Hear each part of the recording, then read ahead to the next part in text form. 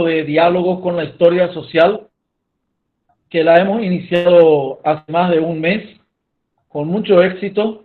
Estamos cerrando hoy con una presentación, nuestro ciclo de diálogos con la historia social.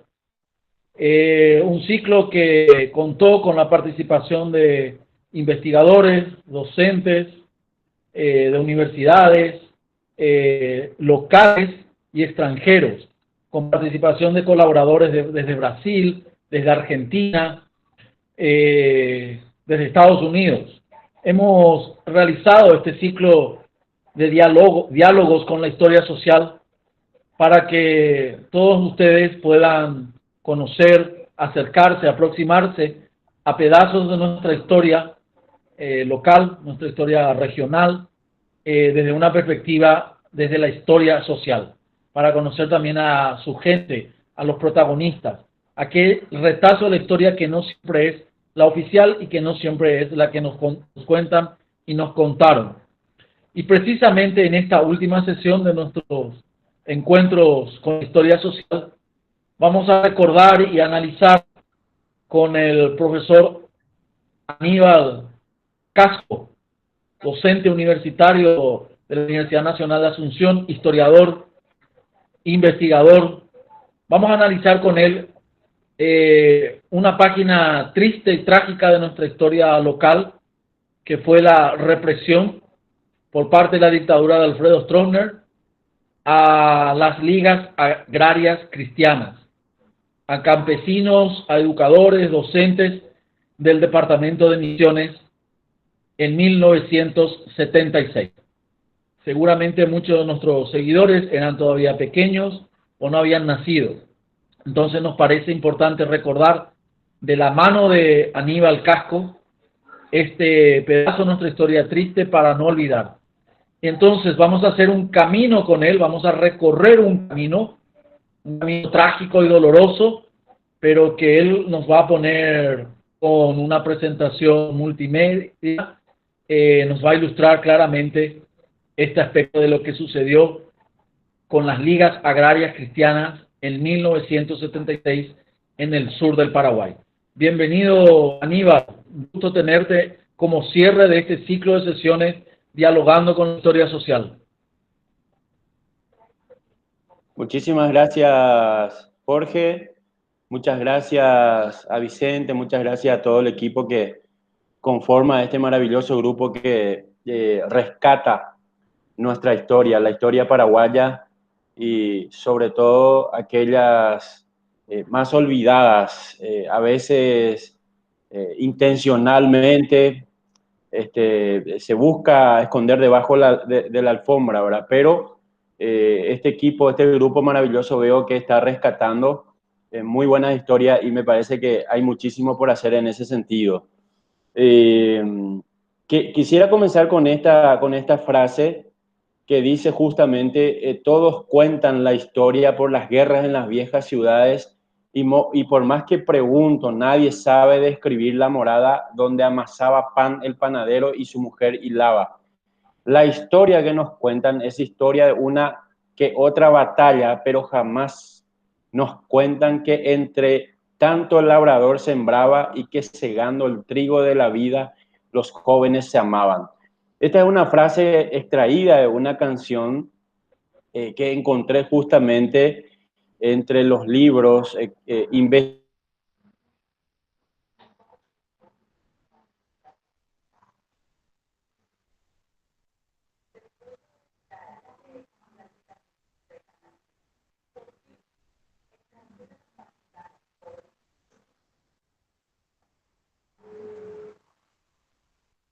agraria cristiana, de campesinos que nos relatan su historia y lo que vivieron en el año 1976, específicamente en el mes de abril.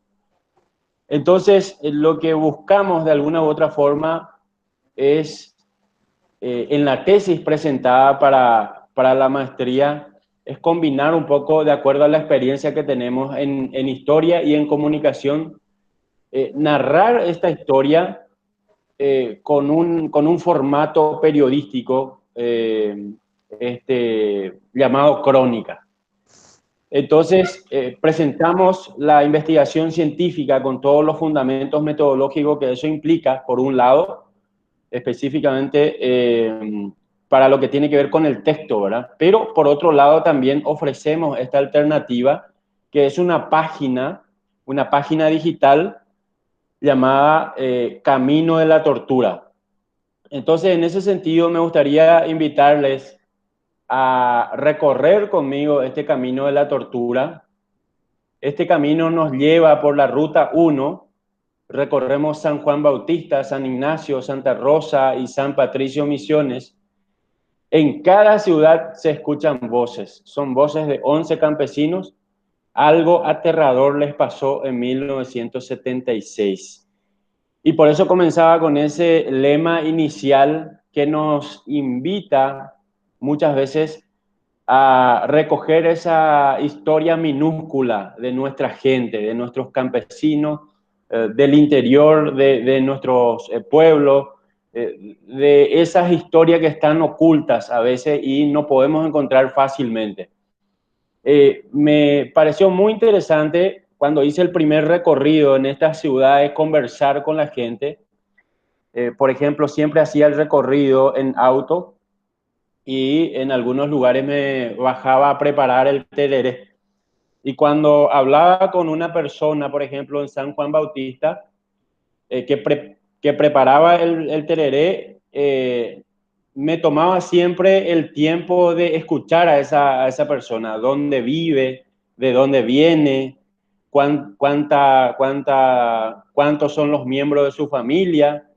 Y a partir de esa conversación que tenía de forma muy particular con esa gente, pude descubrir algunos elementos que me condujeron a estos protagonistas de nuestra historia, que son, digamos, los 11 campesinos que acá nos relatan su historia. Entonces comenzamos por esa primera parada en San Juan Bautista, y lo que hacemos es presentar este trabajo en formato digital, narrando una crónica. Este trabajo no es el eje central de la tesis, sino es un agregado, es un anexo de la tesis, de la investigación, y aloja en forma digital ese recorrido que hace este periodista que nos narra esta historia haciendo su recorrido. Una ruta, 11 campesinos. Es la crónica de un viaje por el camino de la tortura.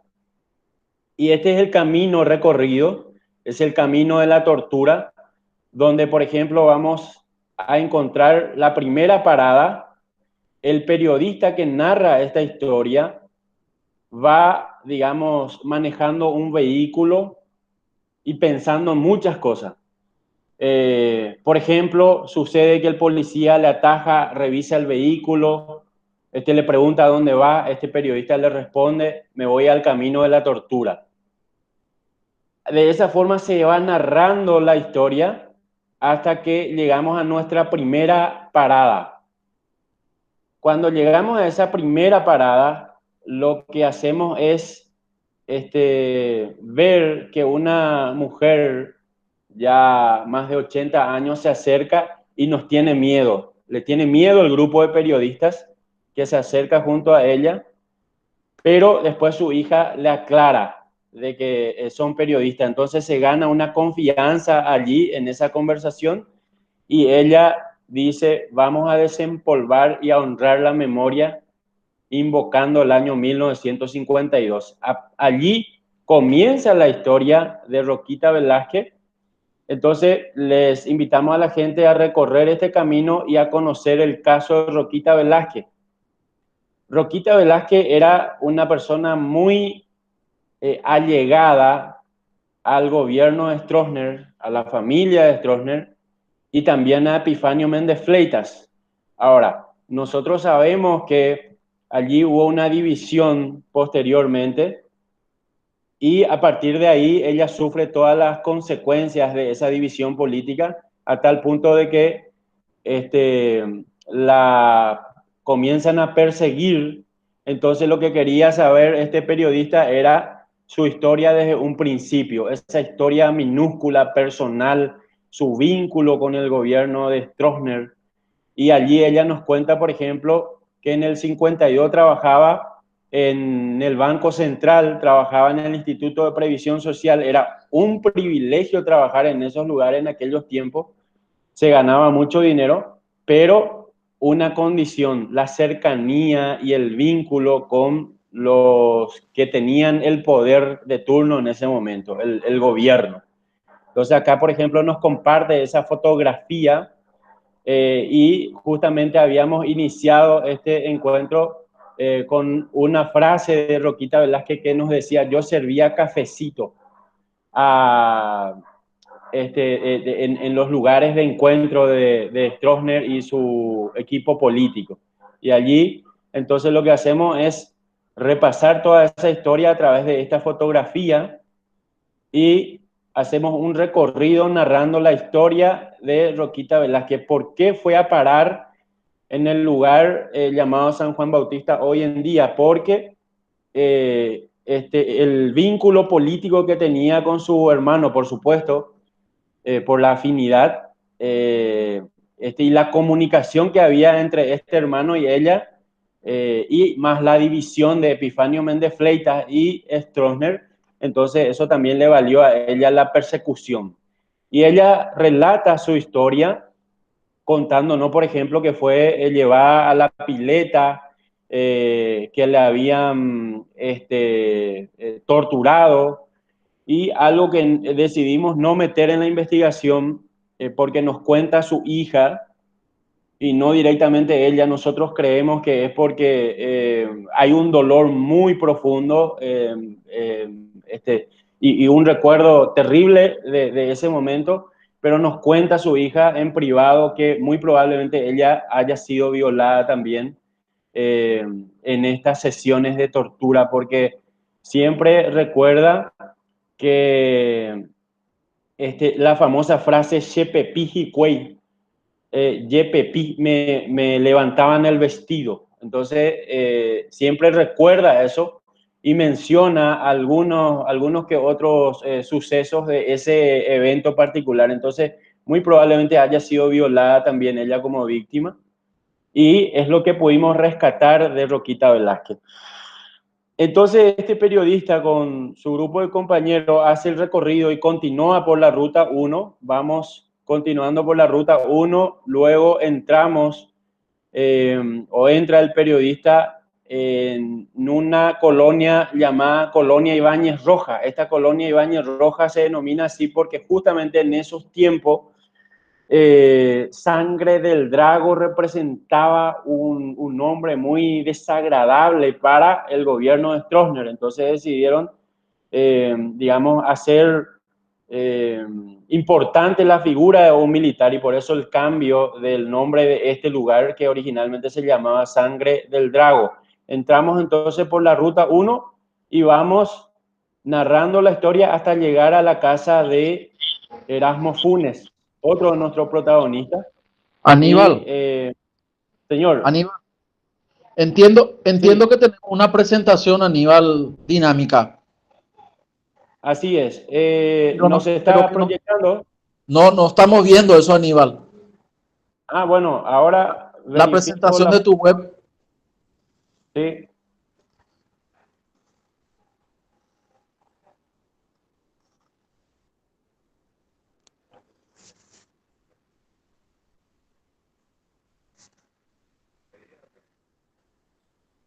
Ahora están viendo. Ahora sí, Aníbal, eso sí.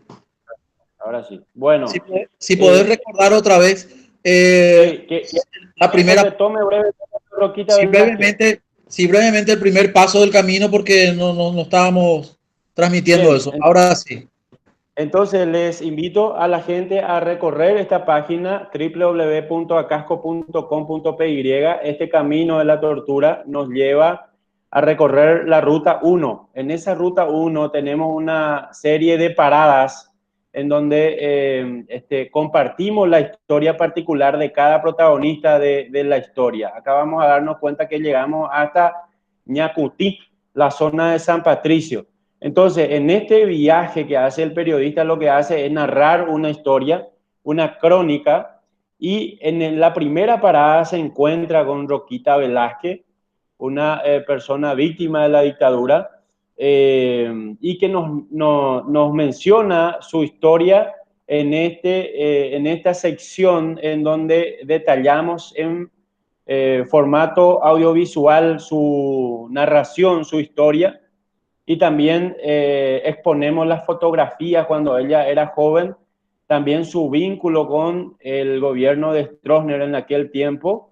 Todas estas son fotografías de esa época y así sucesivamente vamos entonces recorriendo la ruta 1. Ahora vamos a volver de esta ruta, vamos a volver al camino para ir a la siguiente parada. ¿Cuál es la siguiente parada?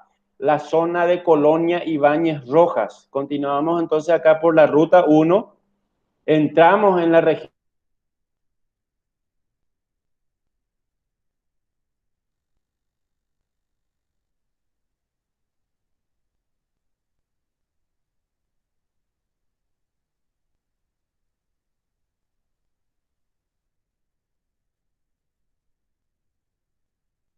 El gobierno de Stroessner, ya figura de un militar, en aquel entonces decidieron nombrarlo Colonia Ibáñez Rojas. El periodista que narra esta historia, esta crónica, sigue recorriendo entonces el camino y se va a llegar hasta la casa de Erasmo Funes.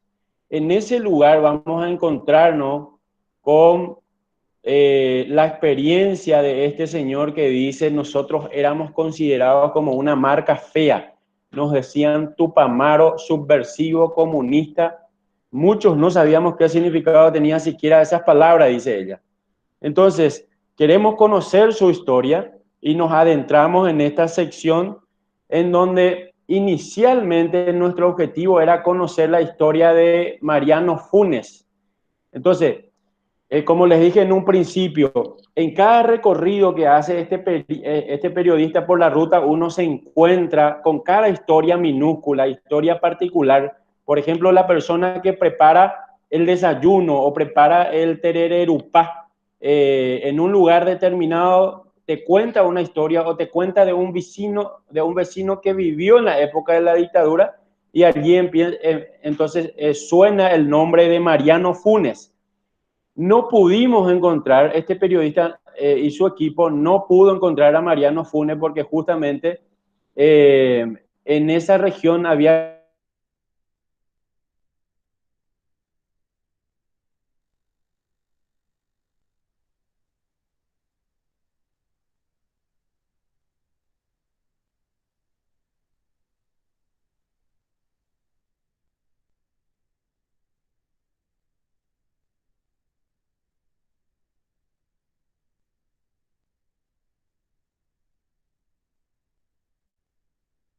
hasta Mariano Funes. Y Erasmo Funes nos cuenta, por ejemplo, su historia a través de esta crónica que también narra el periodista y todo lo vivido en aquel entonces. Su paso primero por como miembro de las ligas agrarias cristianas y después ya su vínculo con la organización político-militar.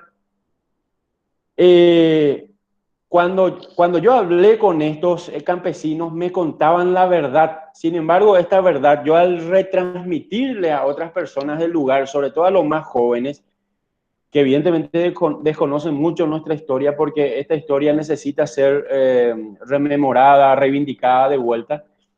Muchos desconocen y algunos, por más de que conozcan la historia de los campesinos que vivieron durante la época de la dictadura, no creen. No, fulano dice que le pasó tal cosa, pero yo no creo que haya sido tan así. Entonces, ¿qué es lo que hicimos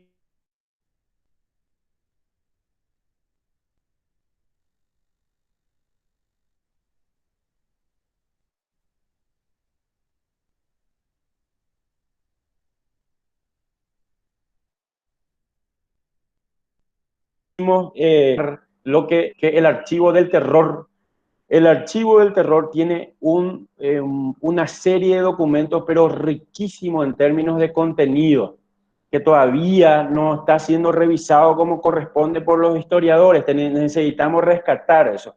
Entonces, al hacer ese recorrido por el archivo del terror, entonces contrastamos que perfectamente está acá Mariano Funes, y también figura entre estos documentos el nombre de Erasmo Funes.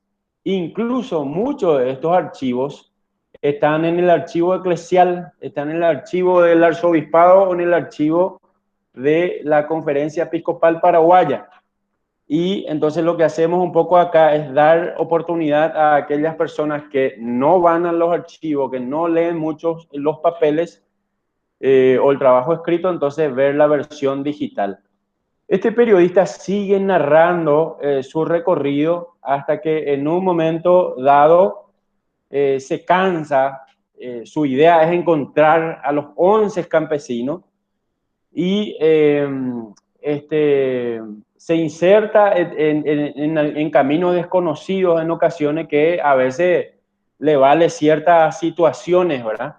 Por ejemplo, dice en su narración, de pronto cansado y angustiado, se estaba yendo a la casa de otro campesino, dice, de pronto cansado y angustiado detuve la marcha, abrí la puerta sin decir nada, me adentré en un pastizal e intuí que allí vivía alguien. Evidentemente el periodista estaba perdido. Caminé más rápido, escuché voces que parecían provenir de un aparato de radio.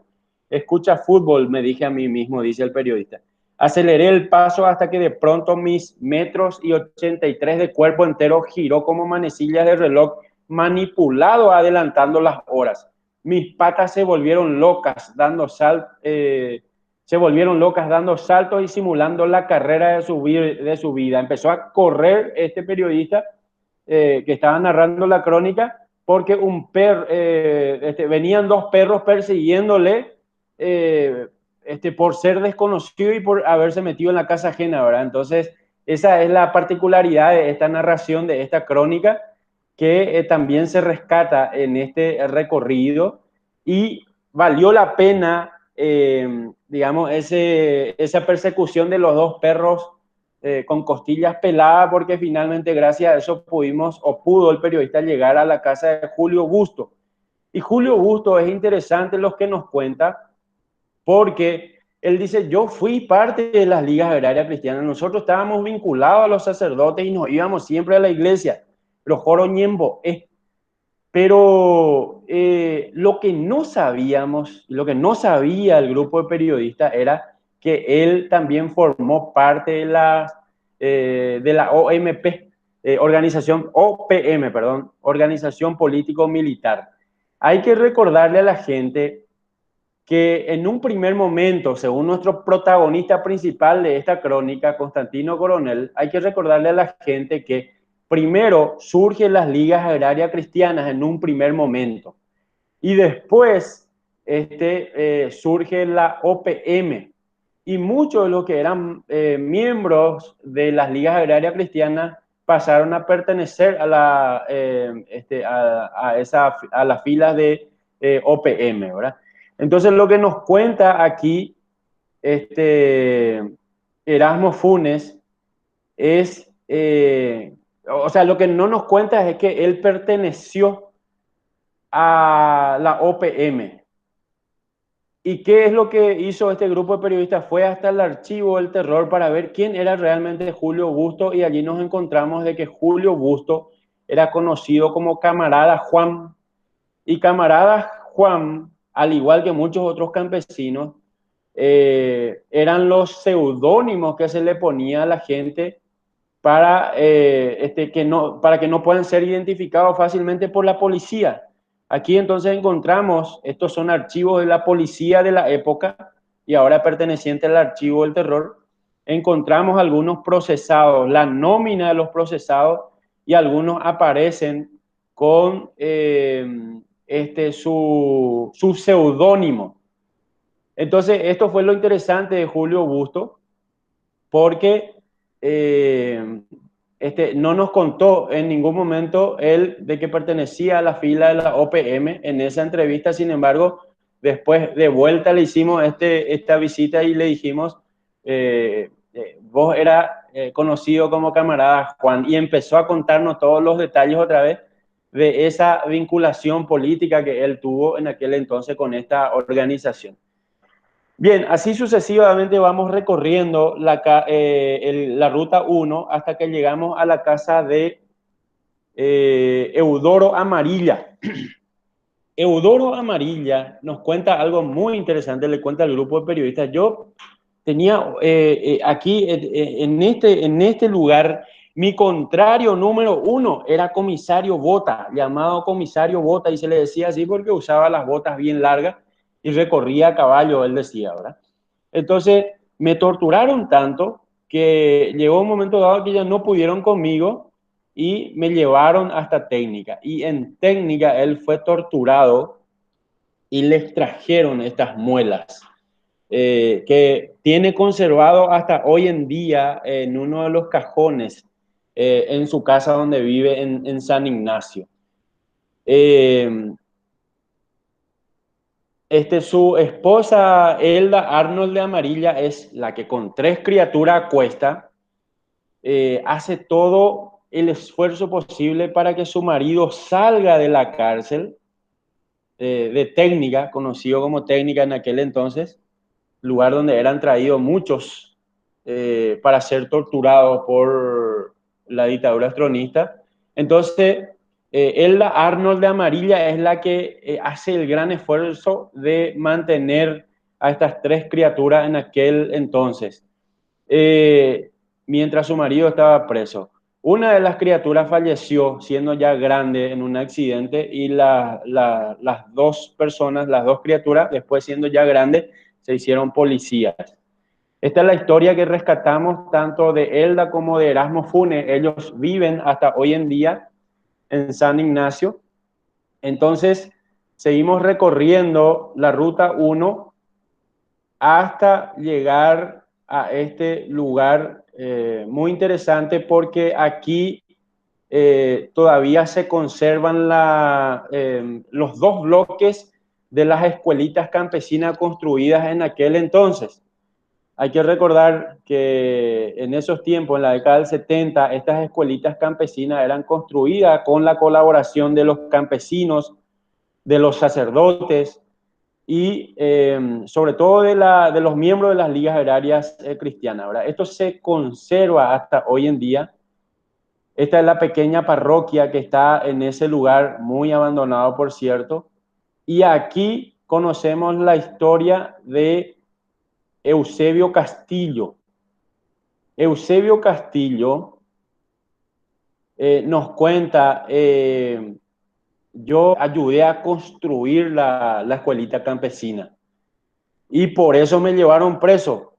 Vinieron, incluso él cuenta de que uno de sus compadres era el que estaba vinculado, había sido con los líderes políticos locales del gobierno del Partido Colorado y también policías, ¿verdad? Entonces estaban los famosos piragües allí pescando por algún miembro de las ligas agrarias para poder llevarlo preso, para tratarlo de comunista, porque simplemente pertenecían a las ligas agrarias cristianas y sobre todo formaba parte de esta organización solidaria, ¿verdad? Yo no entro a desarrollar acá en detalle cómo funcionaban las ligas agrarias cristianas, porque eso implica un encuentro, una nueva charla, y hay mucha gente, muchos muy buenos historiadores como Telesca y otros que hablaron ya extensamente de las ligas agrarias cristianas. Yo cuento la historia particular vivida por estas personas, por estos campesinos. Aquí, por ejemplo, Eusebio Castillo me dice, a mí siempre, cuando venían a llevarme preso, me llevaban hasta Barlomitá. Entonces quisimos saber qué pasaba con Barlomitá, por qué Barlomitá era importante, porque era un centro, digamos, de concentración de la policía. Y fuimos hasta el archivo del terror y allí nos dimos cuenta de que había un informe confidencial de la época, ya esto data de 1980, pero funcionaba mucho antes, de un informe confidencial y la supuesta actividad subversiva que había en la zona de Misiones, en la zona céntrica de Misiones, llamado, esta persona llamada Lely Báez, que trabajaba también en esa zona céntrica muy importante, y su vinculación que había con la OPM, según la policía. Entonces, Bar-Lomitán era el lugar donde se les llevaba a los campesinos y allí se concentraban en un primer momento y luego pasaban hasta Asunción. Bien, vamos haciendo este recorrido hasta llegar a nuestro protagonista principal, que es Constantino Coronel. ¿Por qué en esta historia Constantino Coronel se convierte en el protagonista principal? Porque es prácticamente el artífice de la consolidación de la organización campesina en la región de Misiones y que después también tuvo un eco, un impacto muy fuerte a nivel nacional incluso. Este señor que ustedes ven en pantalla sufrió un montón de persecuciones. Primero, la balacera que él cuenta que sucedió a la 1 de la mañana aproximadamente frente a su domicilio. Él justamente por la persecución ya huyó de la zona de San Ignacio, de la zona de Santa Rosa, y vino hasta San Lorenzo. En San Lorenzo es en donde la policía va y realiza una balacera frente a su casa y una de las balas alcanza justamente a su hija, que vive hoy en día en Buenos Aires. Ella también nos narró la historia e incluso nos mostró parte de la herida que sufrió en aquella balacera que se produjo a la 1 de la madrugada en su casa en San Lorenzo. Entonces, la pregunta de estos periodistas es ¿por qué tanta persecución hacia este señor? Y por ello recurrimos también a los diversos documentos que hay. Y el archivo del terror cuenta con archivos de la época de la policía de la capital en donde se sabía absolutamente todo de este señor. Por qué se había mudado de casa, dónde se había mudado, por qué estaba por Villa Lisa, por qué estaba por San Lorenzo. Una impresionante cantidad de datos se manejaba acerca de este señor y por eso él se convierte en protagonista principal, porque era uno de los líderes fundamentales en aquella época, primero de las ligas agrarias cristianas y luego de la organización político-militar. Ella es la hija que sufre justamente la herida. Esta foto el grupo de periodistas pudo rescatar en un evento llamado velorio colectivo. Y el periodista lo que hace aquí, narrando esta historia, es extraordinaria, porque sin querer, queriendo, se encuentra con esta invitación que cursa Constantino Coronel, que le dice al periodista, te invito a ir a un velorio. Entonces el periodista se pregunta, ¿pero qué velorio? Y él dice, un velorio colectivo. Pues, ¿cómo es velorio colectivo? Y ese velorio colectivo también tiene su singularidad, tiene su particularidad, y es un encuentro que se produjo en enero del año 2019 entre todos los ex miembro de las ligas agrarias cristianas. Aquí, por ejemplo, encontramos a Piru, en cuya casa se hizo este encuentro, y así también el reencuentro de muchos de estos ex líderes de las ligas agrarias cristianas y también de la OPM, ¿verdad? Entonces, en ese sentido, es muy interesante el trabajo que hicieron. Ellos hicieron este encuentro denominado velorio colectivo para reivindicar un poco también esa historia y sobre todo la figura y la buena organización de los campesinos en aquellos tiempos. Incluso publicaron un comunicado hablando de la necesidad de una consolidación de las organizaciones campesinas, por ejemplo. Bien, entonces, finalmente, estamos por Santa Rosa en nuestro recorrido y vamos a pasar rápidamente a conocer la historia de Cristina Mesa.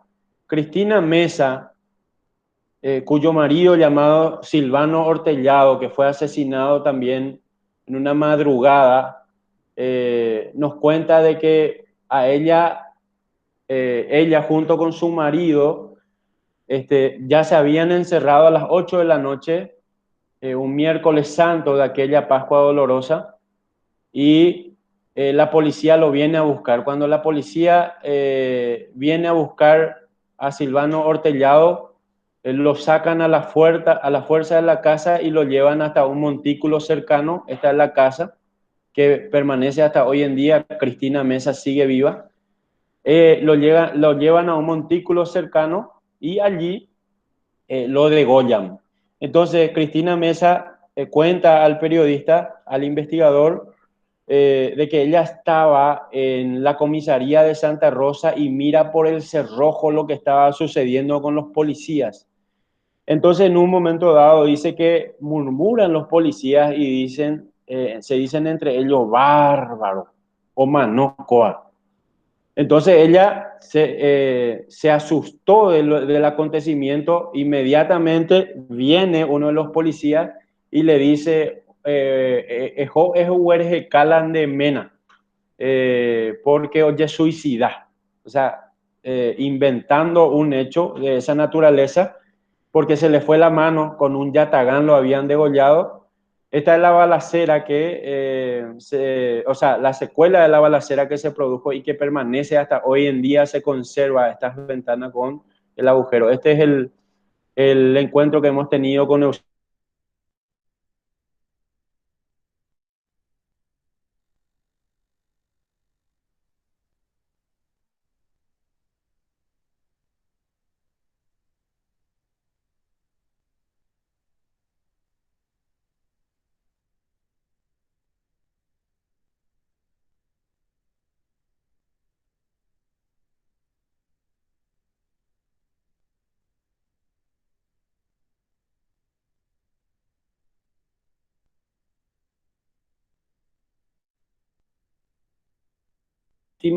Pero él pertenecía a las fuerzas militares. Este señor es llamado Mateo Ríos y Mateo Río dice, yo estaba en Abraham Cue y yo fui testigo de aquellas torturas.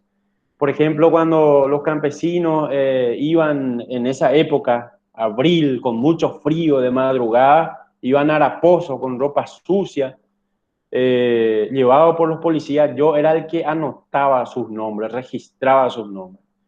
Y yo no les quería torturar, yo no formaba parte de eso, yo no quería hacer eso porque incluso él pertenecía a la iglesia de Santa Rosa, pero dice que un tío lo obligó prácticamente a ir de vuelta dentro de las fuerzas militares porque supuestamente su baja no estaba bien. Pero evidentemente lo que se nota detrás de esta historia es que su tío, que era militar, no quería que este señor sufra una persecución que ya estaba siendo organizada desde Asunción y que iba a ir con todo el aparato a reprimir la zona de Misiones. Entonces, evidentemente, su tío le advirtió y le dice, y él nos cuenta o cuenta a los periodistas, oye, controla paiteta, o oye, revisa paiteta la gente. Entonces, esconden de la cuartel, hemos imponerla de baja a Operi el Yuye. Entonces, él se va y cumple por segunda vez con su servicio militar y allí es en donde él se encuentra con otro de nuestros protagonistas, como por ejemplo Erasmo Funes. Y lo interesante de esta narración, de esta crónica, es que podemos entrelazar las historias afines. Es decir, lo que nos contó Erasmo Funes, formaba parte de los torturados, y lo que contó al grupo de periodistas Mateo Río, que formaba parte de los torturadores, se cruza en la historia y allí encontramos los dos relatos. Y eso es lo que se narra en toda esta página. Bien, finalmente entonces para hacer un recorrido o una parada última, quisimos conocer, a ver, ¿hay algo más allá de Santa Rosa? ¿Sigue en en este recorrido, en este tránsito de la Ruta 1, más gente torturada? Y sí, evidentemente respondemos que sí, y no solamente en esta zona de Ruta 1, sino en varios otros lugares en donde se necesita rescatar aún la historia. Nosotros llegamos hasta Ñacutí, la zona de San Patricio, en donde hablamos con Aurora Salinas, pero para que el grupo de periodistas pudiera llegar hasta la casa de Aurora Salinas costó muchísimo, porque primero fuimos hasta la zona de San Patricio, preguntamos allí, o preguntó el grupo de periodistas si alguien conocía a este señor llamado Justo Amarilla. Entonces allí sale alguien y dice, ah, Amarilla. Pero ellos ya no viven acá, sus nietos y esos son los que viven por acá. Entonces, el periodista que narra la historia dice, caramba, mucha gente conoce la historia de Mariscal López, conoce lo que sucedió el 1 de marzo del año 1870, pero no conoce esta historia reciente y muy impactante. Entonces, de alguna manera hay que reivindicar la historia de estos campesinos. Fue así que se hizo este recorrido hasta llegar a la casa de Aurora Salinas y Justo Amarilla. Ellos viven en un lugar llamado Martín Rolón, y hay que recordar que Martín Rolón era uno de los líderes campesinos de aquella época también, que tuvo digamos, o sea, fue muerto en realidad, fue muerto porque la policía lo asesinó, y bueno, toda esta historia se va cruzando también con la narrativa y con la experiencia de Aurora Salinas, por ejemplo. Ella nos cuenta una serie de cosas así muy interesantes. Cuando el periodista recurre hasta el archivo de la policía de la capital, se encuentra de que digamos, unos militantes de comunistas estaban huyendo, llamado Alejandro Falcón, estaban huyendo hacia la zona de Ñacutí, zona donde vivía Aurora Salinas, y estaban huyendo de la policía y incluso estaban armados y se habían enfrentado en varias ocasiones con la policía. Esa es la versión oficial de la policía de la capital. Pero ¿qué dice Aurora Salinas? Aurora Salinas dice, no, de ninguna manera. El que mató a Alejandro Falcón en aquella época fue Lucio Sambucetti, un comisario de la zona. Y entonces por eso lo matan a Alejandro Falcón y apresan a Justo Amarilla, porque ellos, viviendo en la zona de Ñacutí y siendo parte de las ligas agrarias cristianas, y siendo Alejandro Falcón parte de las ligas agrarias cristianas, le habían dado, digamos, hospedaje en su casa. O sea, se fue a dormir unos 3 días más o menos en el lugar, y en ese interín se entera la policía de que Alejandro Falcón estaba en esa zona, y allí es en donde va Lucio Sambucetti, el comisario local, y lo persigue, gracias a uno de los piragüe también que había, que supuestamente él era el amigo de Alejandro Falcón. Va hasta la casa de este señor llamado David Maidana, y en esa casa quita un revólver 38, le apunta en la cabeza y le da un muerte certero a Alejandro Falcón, Lucio Sambucetti. Eso es lo que nos cuenta Aurora Salinas en su testimonio, o cuenta el grupo de periodistas, en este asentamiento llamado Martín Rolón. Entonces, finalmente esta historia queda de esta manera. Constantino Coronel, que le había escrito en un papelito, un recordatorio a este periodista que estaba recorriendo la Ruta 1, el camino de la tortura, le escribe en un papelito, no olvides 1976, no olvides nuestra historia. En la casa de Gregorio Pirulo Gómez habrá velorio colectivo. Y de esa manera, entonces, el periodista lo que busca o lo que desarrolla justamente es toda esta historia para no perderla de vista y para poder seguir reivindicando estas otras voces que también forman parte de la historia. Muchas gracias por la atención. Hay una pequeña introducción para la gente que quiera conocer más acerca de un documental también que acompaña esta página. No sé si con Vicente podemos reproducir brevemente la introducción de este documental para cerrar Aníbal, con él. Señor. mientras intentamos hacer esa reproducción, te quiero agradecer por la brillante presentación. Eh,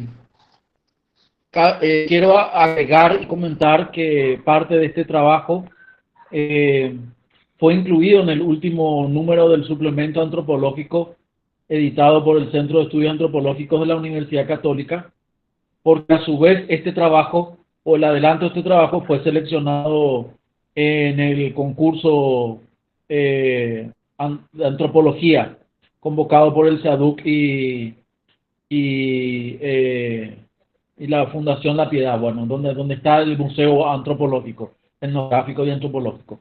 Bueno, también quiero decir de que este trabajo entero fue parte de una tesis para que Aníbal pueda acceder al, al título de Magíster en Periodismo por la Universidad Nacional de La Plata.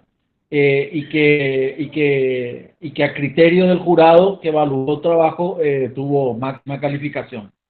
Realmente utilizas el género de la narrativa para contar esta historia, pero que muy lejos está de ser una ficción.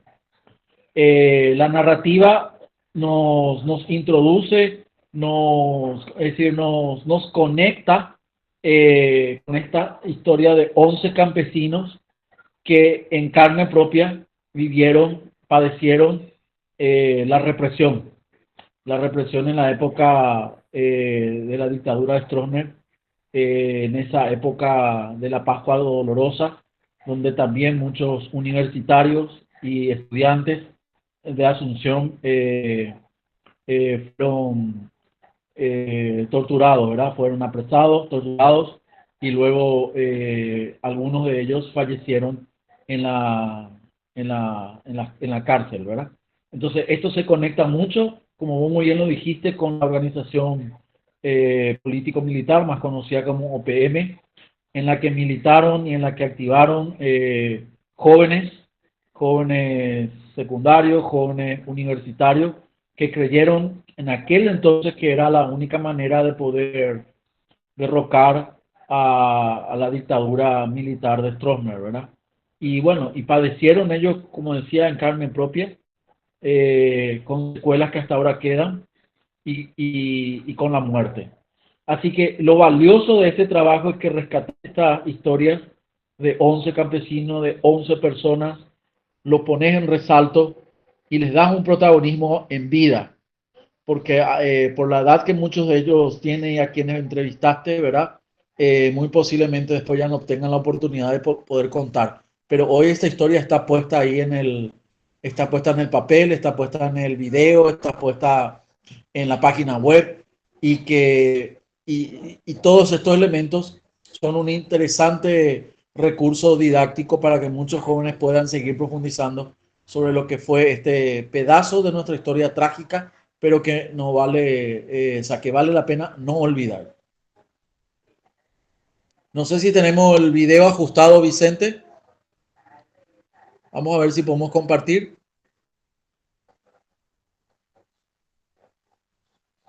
Bueno, Aníbal, si querés agregar algo en este momento.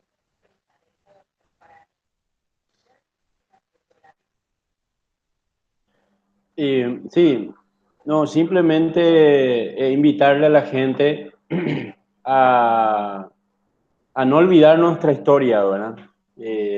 La mejor forma de reivindicar la historia paraguaya es justamente haciendo hincapié en tierra adentro, ¿verdad? A veces nos quedamos mucho con las sucesivas fechas, ya con la historia de algunos hombres que se escribió en varias ocasiones, ¿verdad? Yo creo que es el momento de dar oportunidad a nuevas etapas, a nuevas corrientes, a nuevas figuras. Y en ese sentido creo que hay mucha historia que narrar, ¿verdad? Entonces la mejor forma de reivindicar nuestra historia es leyendo esta experiencia, estas oportunidades que tenemos de compartir con la gente nuestro conocimiento y también nuestro recorrido, ¿verdad? Yo pienso mucho en los jóvenes, sobre todo porque eh, me da la sensación que son los que menos leen, ¿verdad? Entonces, en ese sentido, hoy en día tenemos tantas alternativas y una de ellas es esta página, por ejemplo, ¿verdad? Que está en formato digital, la gente puede entrar desde donde quiera, desde un celular, cuando quiera, y puede recorrer detalladamente todo, ¿verdad?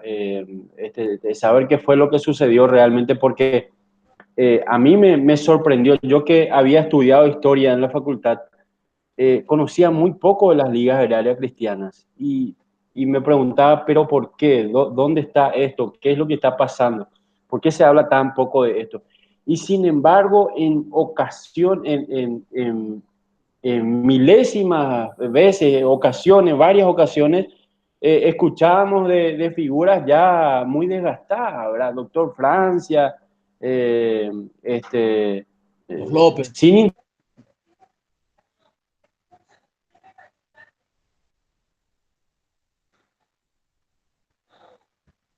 intención, es el momento de escuchar estas historias, ¿verdad? Y esta es la oportunidad. Y yo que viajaba en esa zona, en esa ruta, por esa ruta, la mejor forma de conocer esa historia era hablando con la gente. O sea, me gusta mucho hablar con la gente y cuando tengo la oportunidad escucho bastante, ¿verdad? Y lo que me doy cuenta es que estas personas son muy pocas veces escuchadas, no se le da protagonismo, no tienen espacio donde puedan juntarse y contar sus experiencias. Me pareció maravilloso el encuentro que hicieron, que era llamado Velorio Colectivo, que fue reciente, nada más fue el año pasado, ¿verdad? Y hay todavía por allí mucha gente que está justamente buscando la forma de reencontrarse, de hacer algo con relación a esta memoria para que no se nos vaya, ¿verdad? Bueno, rescatás sin querer, queriendo, como se dice, la historia local también, ¿verdad? Pedacitos de esa historia que forman parte de Santa Rosa, de San Patricio, de San Ignacio. Bueno, en ese recorrido por la ruta 1 de Misiones, ¿verdad? Vas contando la historia de estas personas que son parte de la historia de esos pueblos y que debe ser conocida, ¿verdad? Y que debe ser aprendida como aprendizaje, estoy diciendo, ¿sí? Bueno, Aníbal, no, yo no tengo más comentarios sobre el tema. Nos dejas la página web, el video, tus publicaciones para que podamos seguir eh, leyendo y aprendiendo de esto que nos contaste. Muchas gracias a ustedes por la oportunidad. Espero que podamos seguir aportando en conjunto justamente para hacer para visibilizar esto que tanto nos gusta, ¿verdad? Y espero que podamos seguir aportando.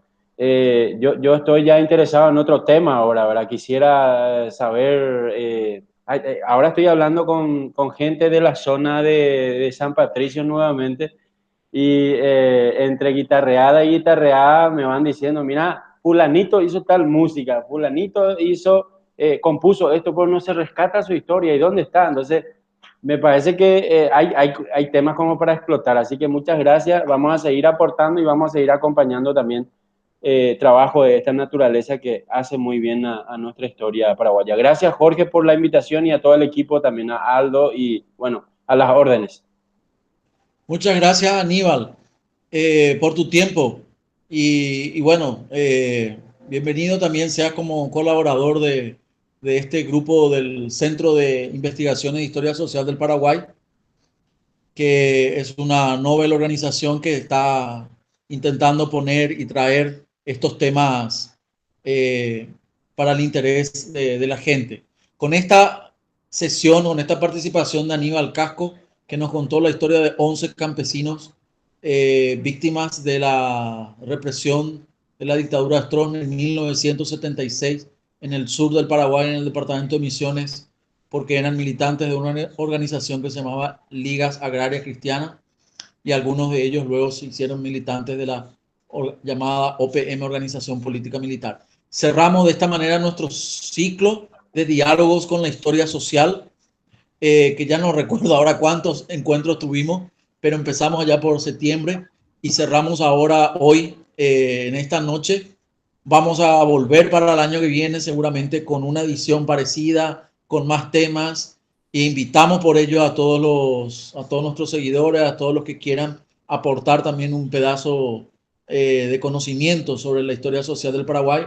Nosotros estamos abiertos a recibir y bueno, creemos que la próxima edición contaremos con la participación y el seguimiento de todos ustedes. Bueno, muchas gracias. Cerramos nuestro ciclo de diálogos con la historia social, por lo menos por este año 2020. Nos encontraremos en el 2021. Chao.